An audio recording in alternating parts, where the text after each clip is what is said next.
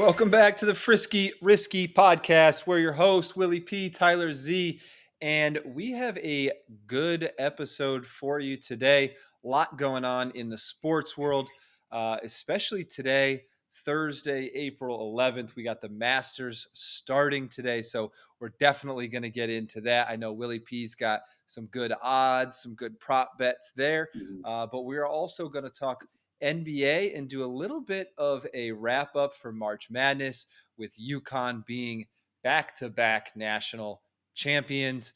But let's get started with some big news today Mhm.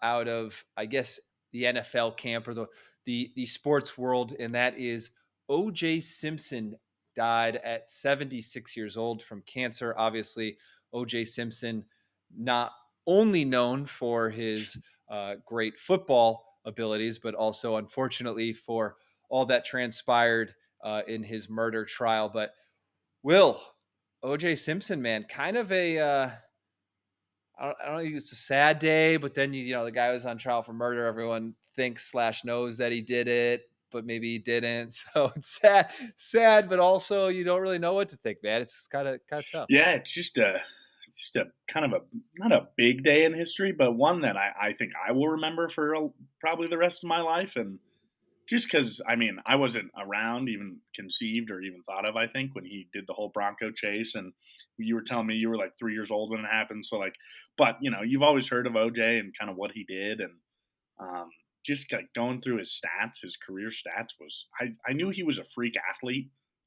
I didn't realize that in his MVP season in '73, he was the first player to rush for 2,000 yards in a season and did it in 14 games, which is just that's crazy. Um, 2,000 yards in 14 games that's is it's that's absurd. crazy. And he averaged that season 141 yards a game. Is just like those are just like video game numbers, which is just crazy. And of course, he's good at running running on the field and was good at running from the lawn, that Bronco as well. But you never want to see anyone pass away, but it is pretty just kind of crazy. I also didn't know he was that old, to be honest with you. But when you are in prison for however many years he was, it's kind of hard to remember how old someone is, I guess. So yeah, crazy to kind Yeah, of well, wake up with that. But yeah, he obviously phenomenal athlete in college and NFL. Um, the the prison thing, not great, not yeah, great. Also also getting acquitted and then writing a story yeah, or a book called, whatever it was, like If I Had Done It or yeah. something. This is Also how I probably do not it, or the best move. yeah, But I didn't even realize that he had cancer that was that far along. Um, yeah. Neither did I. I just I yeah. don't think they really publicized that all that much. Yeah, he So obviously that I don't was think he really wanted to be in the spotlight once he, was served his time, but yeah, I don't know that guy.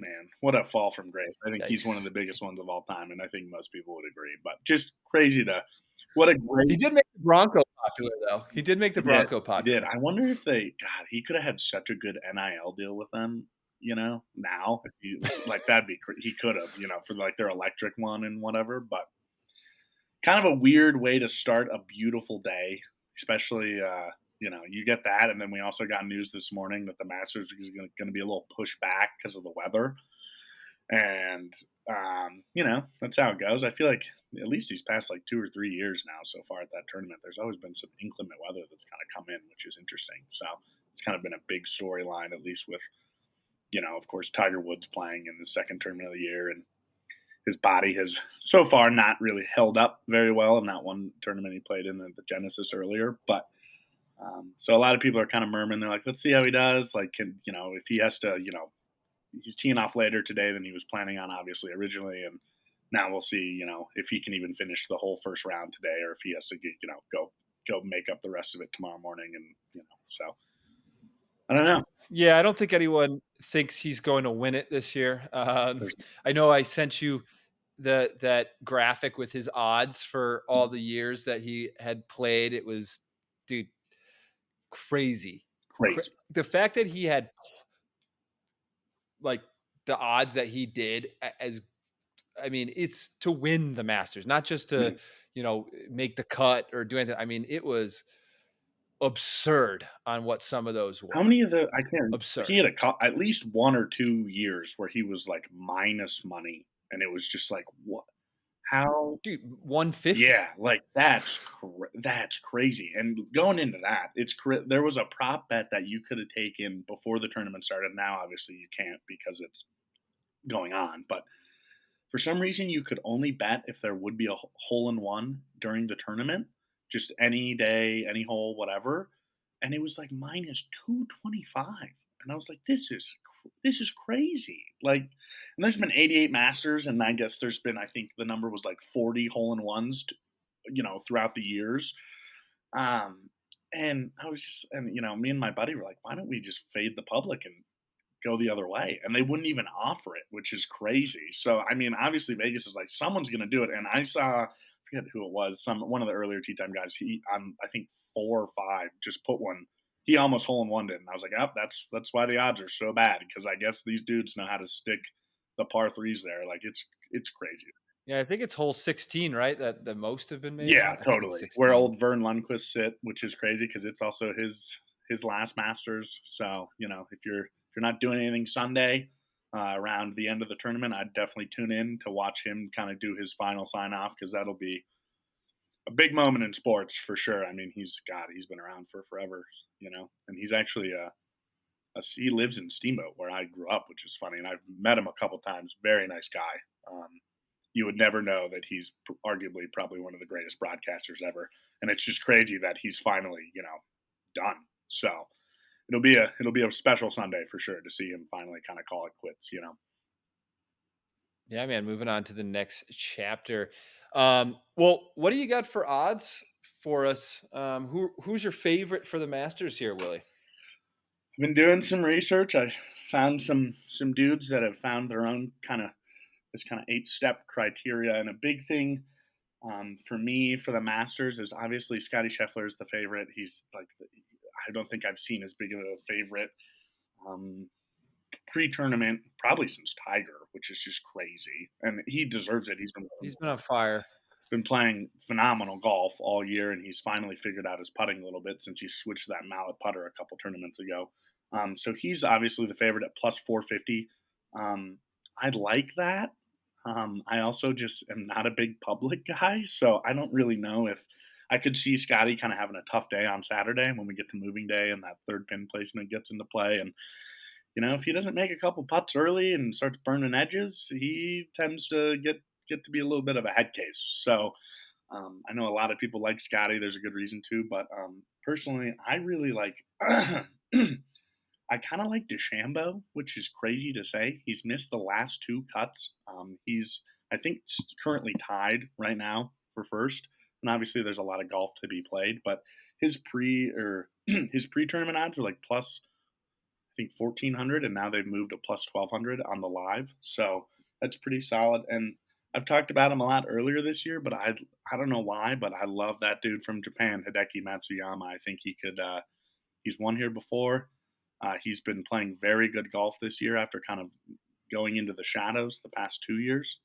Um, and I don't think he hasn't teed off yet, but his to win the tournament is plus 2,200. So if you need value, that's the most value you can get. I mean, for someone that could potentially actually hit that bet.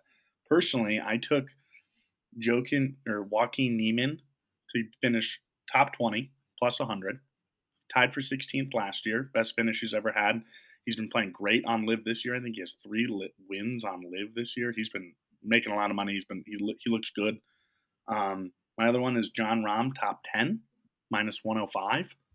I think that's probably more of a frisky one, huh? That's probably a lock. I feel good about John that Rahm, one, and a lot of people freaking top are, 10. I've I seen don't know. a lot of people like John Rahm to win, and his odds to win are plus 1,200. It's the third best, but the big stat that everybody needs to know, and I think a lot of people do, is nobody's ever gone back to back. So that kind of eliminates him already for me for that.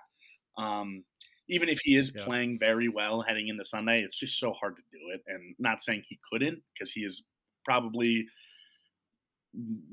arguably number one in the world compared to Scotty, or number two right behind Scotty. I mean, the dude's a stud. So And my third pick that I really liked and took was Sahith Theegala, top 20, plus 115.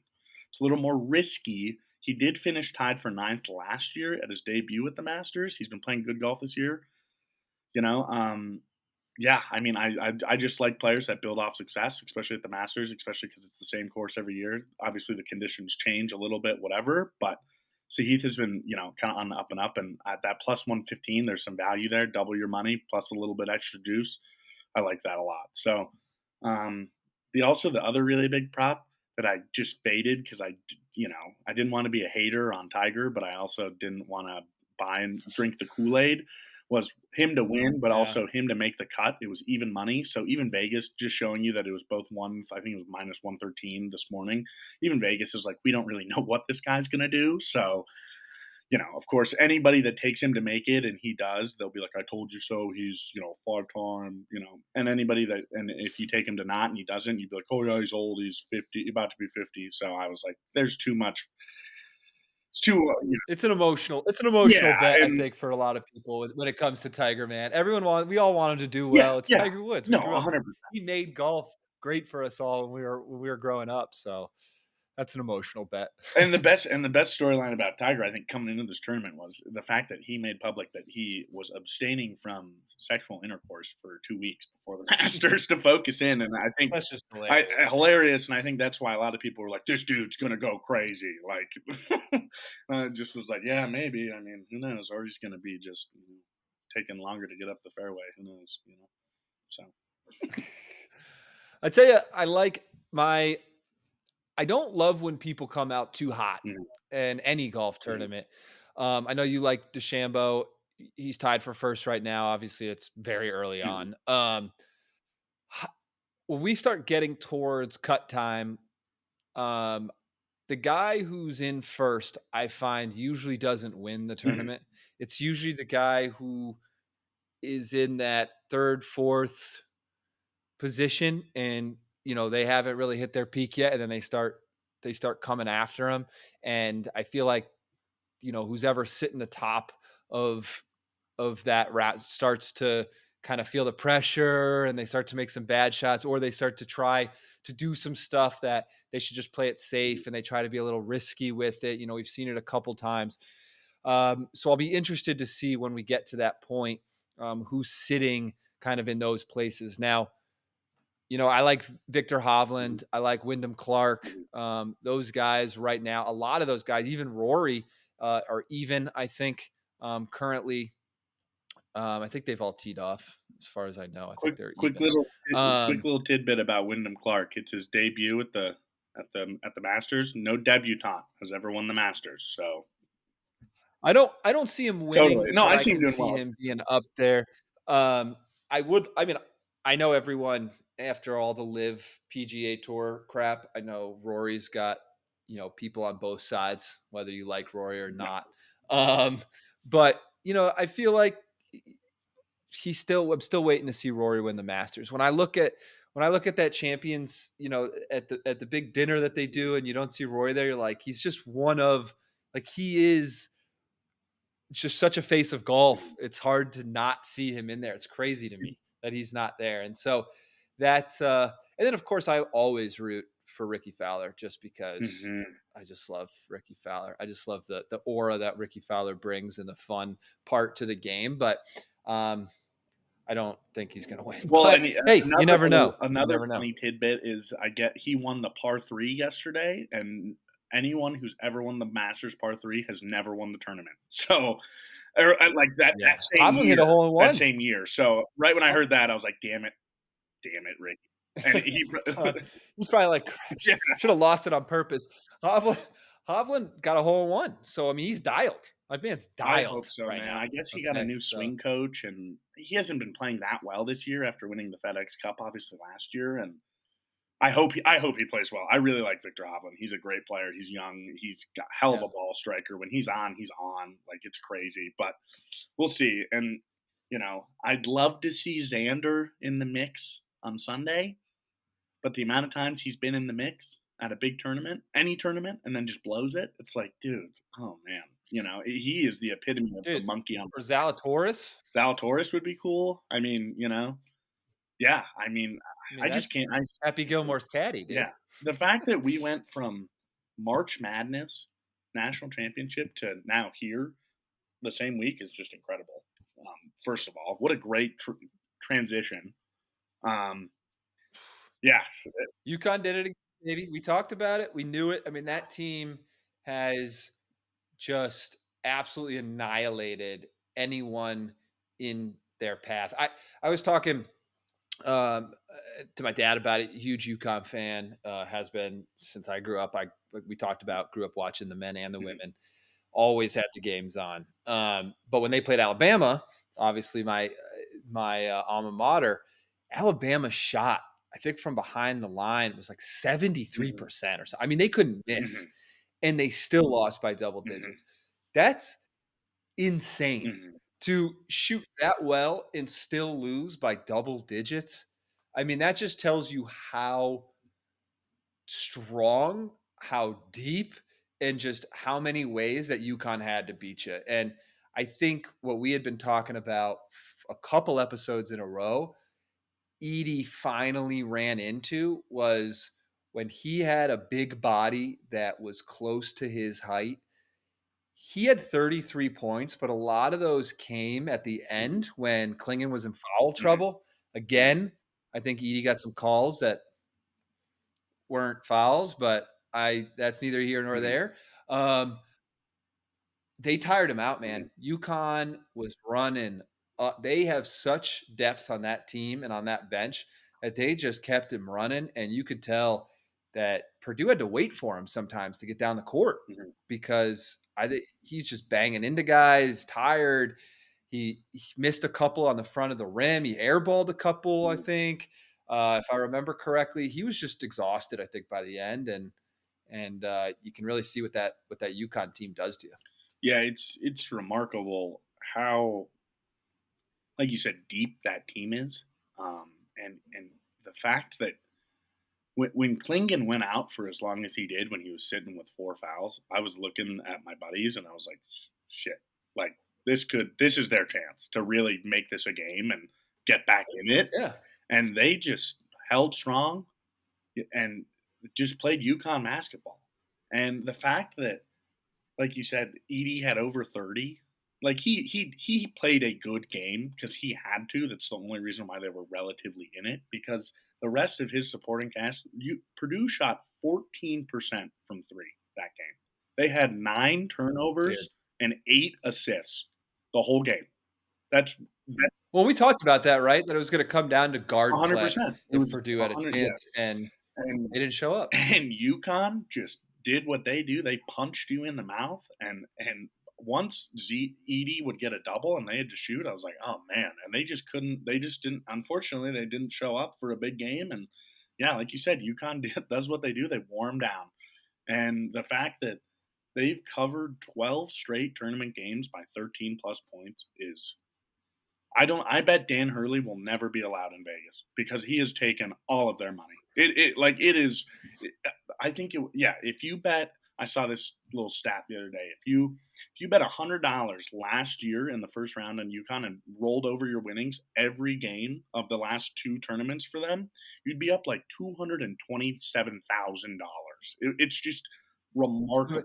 It's the McCaffrey anytime TD, Dude, dude, yes, it is. It for is a basketball. printer. All they do is print money. It is remarkable, and I'm curious. And obviously, they're going to lose Cam Spencer and Tristan Newton and Klingon, and they're losing some big pieces in their starting five. And but at the same time, it's like Dan Hurley. All he does is find this. They're still a favorite. Yeah, he's all he does is find raw talent of dudes. Like I think there was he said something like, "We find dudes that work hard and don't make it about themselves." And it's crazy the talent that he has brought in. I mean, Cam Spencer in that game alone he went crazy. Oh, the Energizer Oh my Bunny. gosh, dude! The guy was what, maybe 6'2", and he's grabbing 8 or 9 boards in the national championship. Like, oh my god, it was remarkable. And Purdue had a great season. Edie's a great player. He'll be a lottery pick. He's gonna probably do well in the NBA. I think he needs to put on some size and get a 15-foot jump shot to really dominate. But he will be a great talent in the NBA. He had a great career. But yeah, it's hard when UConn's inevitable. It's kind of like the Kansas City Chiefs right now in the NFL. They're just inevitable. Well, we'll see if Rice can ruin that for them. Yeah, right. But but yeah, man, I agree. I'm not sold on Edie. I think they're calling him around 20, what, 24, 25th pick, something like. I mean, he's down in the draft. Crazy.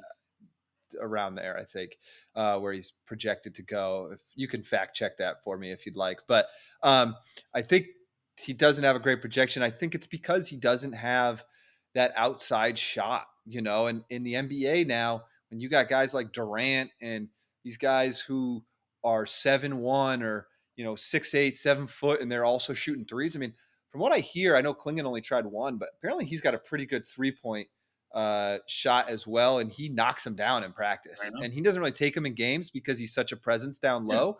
But someone like that, if he's got that kind of shot, then and they continue to improve upon that in the NBA, I mean, he's going to crush it. But then you look at Edie, does he have that outside shot? Does he have that mid range shot really? Because we've seen a couple times where they take away he can do it with his left hand, but it's not as pure as crisp as his right. So the NBA, it's a different game, Mhm. man. It's like going from college football to the NFL. It is a different game when you play those dudes. They know that game backwards and forwards. They are the best of the best. So they're going to force you the way they want you Mhm. to, especially as a Mhm. rookie, because they know the tricks and stuff to get you there. So I'm just not sold on him yet. I think he's got a lot of pieces. I mean, this is coming from a guy who's 6'1" and or six. I'm sorry, I'm 6'2" and could never play in the NBA or in college. But from what I see, it just seems like he's got a lot of parts of his game that he's going to have to improve upon. Yeah, he's a very traditional center, old school center, just big body, grab rebounds, get inside, establish position, get around the rim, and that just isn't the NBA anymore. And someone who needs to be studied in the NBA is Brooke Lopez, because Brooke Lopez came into the NBA way back when this new age of center wasn't, it was kind of starting to come up in the early 2000s, and this dude has completely changed his whole game. He went from not being able to shoot an outside shot to being able to shoot, I think, close to 40% from 3 as a center, and it's incredible. And that's what it is now, is everybody on the floor needs to be able to have a jump shot. You look at Jokic, he Yeah. can take a step back 3 whenever he want, like that's just what Joel Embiid can shoot threes. I mean, any big man needs to be able to at least, you don't have to hit him, 42% of the time, but like you got to be able to at least, like, if you have the open shot, you can at least maybe make a couple, whatever. And yeah, you're right. Edie, he just doesn't, I don't think I saw, he maybe took, I don't even know if he took a jump shot. Like it was like a hook, but I don't think I ever saw him in the, Yeah, that's what he does. He's a Kareem Abdul-Jabbar yeah, hook like, shot, I don't man. think I He ever saw loves him take a that stuff. spot up jump shot because that's not his game, and I get it, but also it's like you have to be able to do that. So, we'll see. I Yeah. think he could maybe be a lottery pick purely because of the height and the length and the raw talent, but it's a gamble, So, and that's when, I say that, and then you see, like, guys, like, that just don't pan out, and that's why I'm not a GM. So, it's, Yeah. we'll see, and again, but man, if that guy gets a jump shot, God, he could be like Chet Holmgren, 2.0. Like it would be scary. He'd be like Victor Wembanyama. Like it's, so we'll see. But yeah, I mean, UConn again, they're a wagon. I think ESPN released their, way too early top 25 yesterday, and Duke was number one because they're getting obviously Cooper Flag and a bunch of solid recruits, whatever. UConn was 4, which was pretty cool.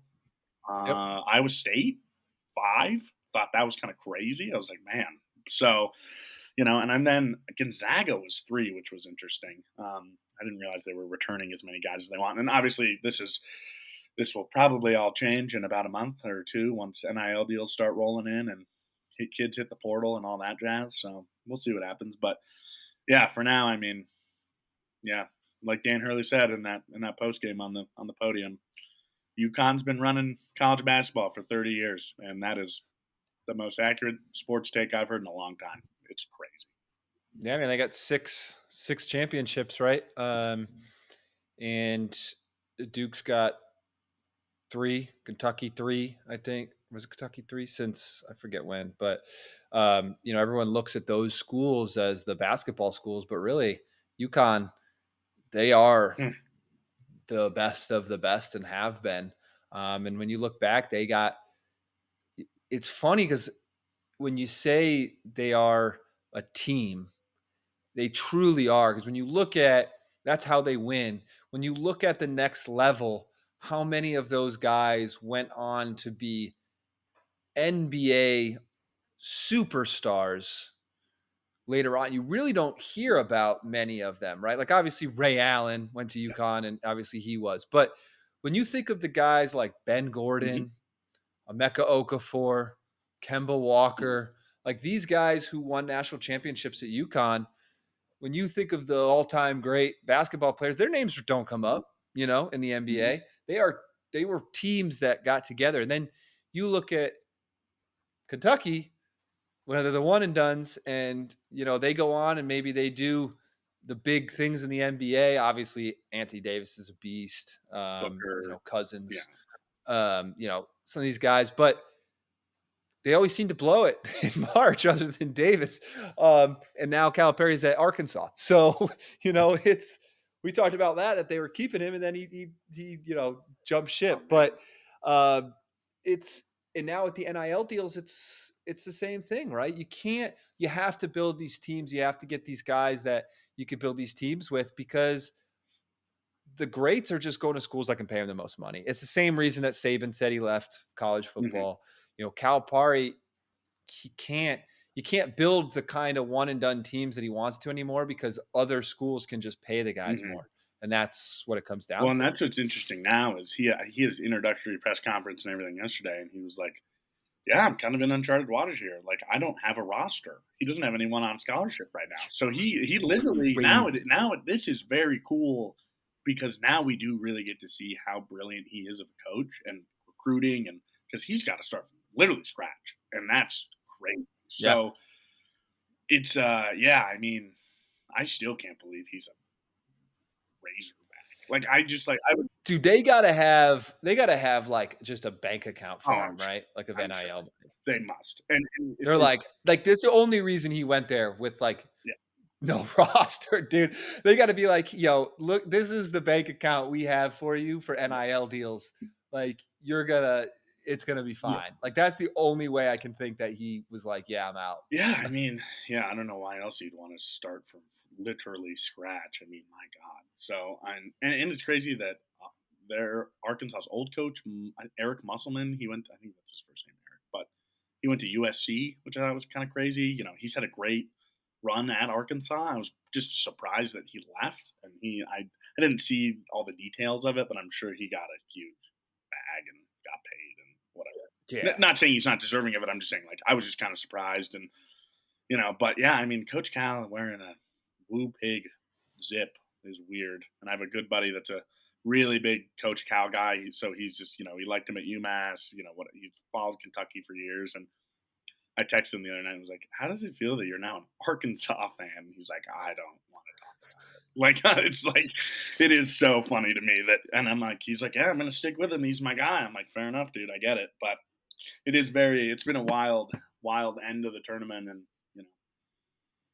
and it's college basketball. That's pretty crazy. You don't hear about that a lot with people who follow coaches. Hmm. Like you hear about it with players, right? Like hey, I'm a Pats fan, but I'm a Brady fan. So when he went to Tampa, it's like, well, it's Yeah, Brady. Like totally. I'll root for him. You know what I mean? Like you're a fan of certain Hmm. players, even if you hate that team, right? Like Hmm. you can you could be a Patriots fan, hate Miami to the core, but you like Hmm. Tyreek, right? Because it's Tyreek and you think he's a sick player. But like to follow coaches around, that's not like a usual No, thing, I know. Yeah, you know? I'm gonna bring him on sometime when we can. Got to find a good segment for him to come on. It might be a Coach Cal segment, but yeah, yeah, I don't because I for the longest time I was like, why are you like he's from Colorado like me, and his NFL alliance is with the Ravens because half his family's from Baltimore, so that makes sense to me. But I was like, why are you a Kentucky fan? He was like, I've always liked Coach Cal. He's my guy. I like what he does, whatever. And now he's like, yeah, now I'm an Arkansas fan. I'm like, God, dude. Like, Hey, so we'll see what whatever happens. makes you But yeah, happy. no, it is. It's one of I don't think I've I don't think I've met anyone else that is, you know, like you said, like most people follow players, if anything, not coaches. So it's yeah, it's an Yeah, interesting world we're living in right now. But that's the state of college sports, unfortunately, in a sense. I mean, money that's where talks. we're at. Well, I think you know, as we move on here to the NBA, dude, we got the play-in tournament fast Mhm. approaching. We got some teams that are, as they play their last games, there's a little bit of chance for movement um, in the Mhm. standings. I think the play-in tournament starts when? Is it the We have 16th? 2 games left. I think it is. I think it's like the 16th. Um, Is it April? what are your thoughts here? I know, Sacramento, Lakers, could they have a little switcheroo? What are your thoughts going in? Who do you like? Anything changed from last week when we talked about it? You know, there. Well, just to start it off, huge leap and win from the Denver Nuggets last night against the Minnesota Timberwolves. Absolutely massive. And why I'm so fired up about that, as you know, and anybody that's seen the show, is I'm a huge Nuggets fan, whatever. But it has been an absolute dogfight all year to win that division and the conference. And we actually finally showed up against the Timberwolves last night. Granted, they haven't had Carl Anthony Towns, whatever. But now the Nuggets, all they have to do is win one game against either the Spurs or the Grizzlies, who are been basement dweller teams of the NBA this year. So the Nuggets are going to win the Western Conference, get a 1 seed, which is incredible. But the big thing for me as well after that is that uh, New Orleans plays Sacramento tonight. Huge game. Huge game. New Orleans, they're sitting at Yeah, that 6th spot, right above the line to not be in the play-in tournament. And Sacramento's had a great season. Domantas Sabonis has been just a phenomenal player for them, as well as De'Aaron Fox. And it's cool to see the Kings finally kind of budding into a franchise that might actually be contenders after all these years of just being garbage. Um, and they play tonight in Sacramento. And actually, one of my picks for tonight, it's one of my risky ones, is the Pelicans money line. I feel good about the Pelicans. They've won their last 4 out of 5 matchups against Sacramento, and 3 out of those 5 matchups were in Sacramento. So I don't know what it is about the Pelicans playing in the capital of California, but they love to play there. So we'll just sneak that in really quick. But that is a huge game tonight. Given that Sacramento is 2 games back, but with they need to pretty much win out if they need New Orleans to lose out if they want to have any chance of making getting out of the play-in tournament. But um, yeah, I like New Orleans to win tonight as one of my first risky picks. I'll give you the rest of them at the end of it, but um, you know, maybe Golden State and the Lakers flip flop because they're close within a game. But at the end of the day, I don't really think it matters for either of them purely because the Warriors dynasty, as we talked about last week, is kind of running out of gas, and the horses that they used to have are out to pasture at this point. Besides Steph Curry, so I'm not really well, worried about. LeBron came out and said they'd always be relevant as long as Curry's Mm, there. I mean, yeah, because he's selling tickets, but it's not like they're going to go win a title with that roster. And that's kind of crazy. And I know LeBron doesn't hate Curry, but I'll never forget like mid whatever, like that 2014 to 2017 when they played each other back to back or whatever, and everybody thought LeBron and Curry hated each other. It's cool to hear LeBron still praising Curry, as anyone should. But anyway, yeah, I don't either one of those teams, especially with Anthony Davis getting hurt again and getting his eye poked out, or he's just a band aid. I wouldn't be surprised to see the Lakers get out of the play-in tournament because, of course, Adam Silver loves LeBron and he's the face of the league. And I'm not saying the NBA is scripted, but if anything were to be scripted, it'd probably be the Lakers to at least make the playoffs and get out of the play-in tournament. Um, but they do, they either got to most likely play the Kings or the Suns, who have a loaded roster. So, um, yeah, I mean, I don't know. To be honest with you, I feel like it's pretty set in stone. I guess I do know. I feel like it's pretty set in stone for the most part. Maybe the Lakers drop down to the 10 and they have to play Phoenix in the first game, or maybe they have to. Um, They could also move up though, no? I mean, they could. 'cause Oh, actually, you're right. My bad. I'm sorry. I misread that 'cause part. if the Kings lose to New Orleans, and then I think, like, the Lakers have to play, what, the Grizzlies? I mean, I don't know. I haven't looked at that schedule all the way. Let's see.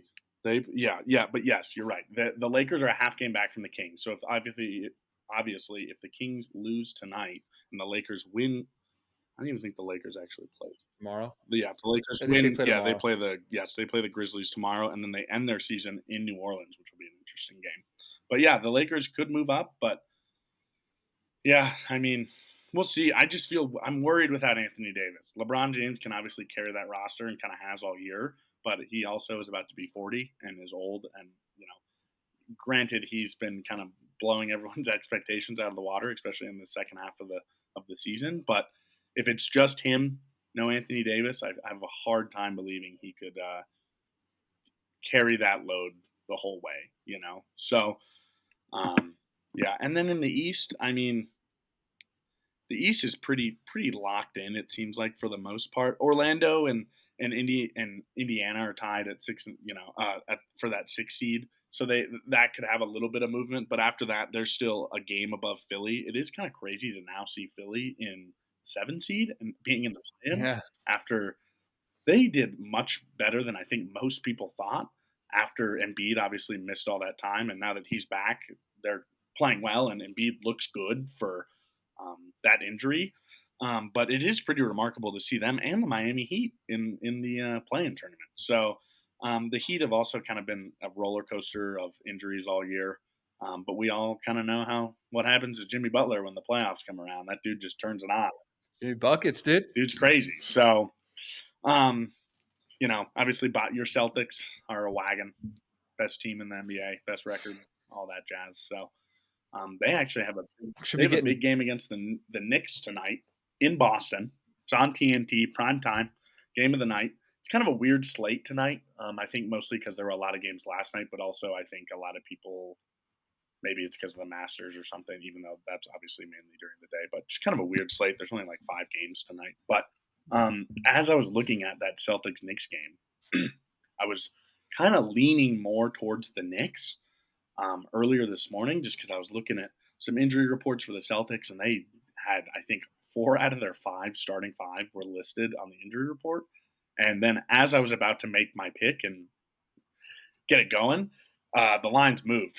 5 point swing. It was crazy. The Knicks were 3 point favorites, and now they are 2 point underdogs. So I did some research, and it looks like a lot of their guys that were listed as questionable are gonna play tonight. So, which is kind of surprising to me, just because the Celtics already have it clinched. They don't need to do anything else. I'm surprised that they're not resting some players, but we all know how the world feels about resting players in the NBA these days. So I guess they're just trying to save some publicity or something. Yeah, injuries, dude, they play a huge part. I know some teams are getting some guys back, right? Trey Mhm. Young, who'd be coming back here soon, it looks like. So can look out for that. And I'm drawing a blank here. Timberwolves. Oh, Carl Um, Mhm. yeah, Towns should be coming back here soon too. I think he was cleared for full activity, Yeah. or at least in practice and stuff, and should be coming back to gameplay here pretty soon. So that'll be interesting to see how some of these teams do when they get some of their stars Mhm. back, Yeah. because could change everything a little bit. To be Yeah, I'm going to honest. change my first Frisky pick of the day. Again, I was leaning Well, more towards let's jump right yeah. into it, dude. Let's jump into Willie P's Frisky Risky picks for your Thursday night. Again, first one of the Here night. we go. Again, was leaning Knicks, was feeling good about it, and then I saw the lines move and got some more intel, and that's what's always kind of interesting is depending on who you're taking, the the time of day of when you take them is pretty important. Um, and so I'm just glad I didn't. I'm glad I waited a little bit. And I'm so first one of the night, big game, TNT, like I said, prime time. Taking Celtics at home, even if they're missing some of their starters, they're still the best team in the league at home. They want to defend home court. The Knicks are also banged up as well, and they just haven't matched up very well against the Celtics this year. So I'm going to go with the Knicks or excuse me, the Celtics on the money line. It's like minus 130.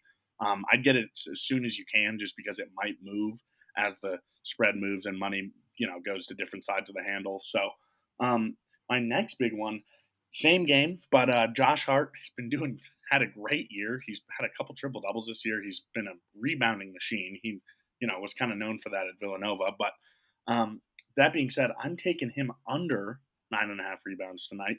It's hit four straight. For some reason, Vegas keeps liking to put his prop line around 10, around 9, and he just hasn't been hitting it as much. So I'm going to ride that trend of, him just going under his total. So Josh Hart under 9.5 rebounds against the Knicks tonight.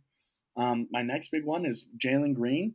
They're playing Jalen Green of the Houston Rockets. They're playing the Jazz tonight in Salt Lake. Jazz are one of the worst teams in the league. Their best player, Lauri Markkanen's been out for a while. Colin Sexton, I don't believe will be playing either. They've had a lot of injuries, and they're just not a good basketball team. That being said, Jalen Green has had a phenomenal second half of the season, and he has really shown people why he was such a high lottery pick a couple years ago. That being said, I'm taking him over 24.5. Minus 115 or pretty close to even, whatever. I feel good about that. He's hit that in his last 6 out of 10. He's been shooting the ball well, and he's been scoring. And my other frisky pick for the night is Domantas Sabonis against the Pelicans under 14.5 rebounds. That's right. That is hit in 70% of the games. Him going under 14.5. He normally grabs around 10 to 11. I don't really understand why his prop is so high tonight. It seems a little weird, just because the Pelicans obviously have Jonas Valanciunas, who's a 7-footer. Zion Williamson. They have guys that can grab boards. So I just think 14.5 is way too high, especially in a big game. He does like to show up in big games and stuff the stat sheet, but I think he'll have a hard time tonight against the Pelicans, especially I think in it was their last 3 out of 5. He's had under 10 rebounds against them. So statistics wise, it does not favor Sabonis to go get 15 rebounds tonight. If you wanted to maybe do him in a little same game and do him 10 plus, don't mind that at all. But 15 seems like an aggressive number, even for a player that's been doing very well on the glass this season. And then for the money makers, maybe you made some bad Masters bets. They're already not looking good, which would be tough because we're only a couple hours in to the tournament. So you need to make some money back tonight. Maybe take your girl out to dinner. This will cover the bill. First one I really like, it's plus 110. Draymond Green under threes. Dude hit 5 threes last game. Hit one the game before. His line is set at 0.5, so all he has to do is hit one. I don't see 5 is a crazy anomaly because he hadn't hit a 3 before these last 2 games in 6 straight. So and who knows if that guy will even be in the game the whole game, because he loves, as we know, to just get thrown out. So not saying that's my biggest reason why I took it, but I like Draymond to go under on threes tonight, plus money. They're playing the Blazers. The Blazers suck, but I don't believe in Draymond Green. He's old, and he's got too big of a temper for me to want to put any good money on him to do anything well. As well as the numbers saying he's not going to hit it. So the next one is Zion Williamson at plus 105 to go over 5.5 rebounds. This prop seems a little low to me. Lately, this has only hit in about 3 out of 7, so that's why it's a little riskier, and that's why it's plus money. But big game tonight for the Pelicans. He's in his last 5, he's put up at least 7 rebounds against the Kings. He plays well against Sacramento, and in Sacramento he plays very well as well. So I like him to grab at least 6 boards. I think he's gonna need to do that tonight. Besides just scoring the rock, if the Pelicans are gonna win and further cement themselves in the playoffs. So I'd take Zion over 5.5 rebounds at plus 10. excuse me, plus 105. Like that a lot. And the third one, I think I already said it earlier, but Pelicans money line. They're it's pretty much even money. I think the last time I saw it this morning, it was like minus 104. It might have moved now maybe to plus 100 or something like that. Again, the Kings in they've beaten the Kings their last 4 out of 5 times they've played, and 3 out of the 5 of those were in Sacramento. The game again is in Sacramento tonight. So I think that's the biggest reason why the Pelicans are underdogs tonight. It's purely just because it's a road game, but I do like the Pelicans to win tonight straight up, and I'd take them on the money line, whatever it ends up at. Hopefully, you can see this video, and hopefully by then, whenever you do see it, the line has moved again. Get a little better odds for you, but I'd still, even if it's plus 100, that's doubling your money. You can't get much better than that. And, I feel good about that. And yeah, those are the picks for the night. Boom. The Frisky risky picks, the NBA cash grabs.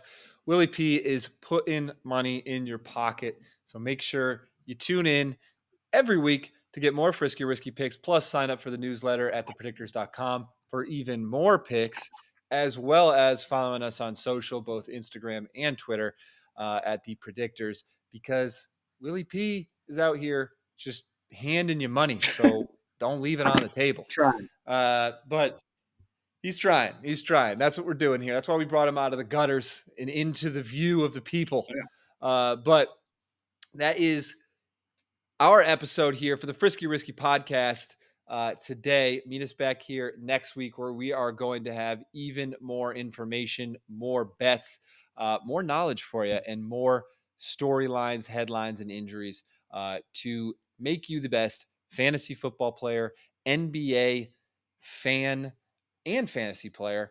And everything else, man. Just be the smartest at the water cooler over at work. So we appreciate you tuning in, and we will see you next week. Have a good night, everybody.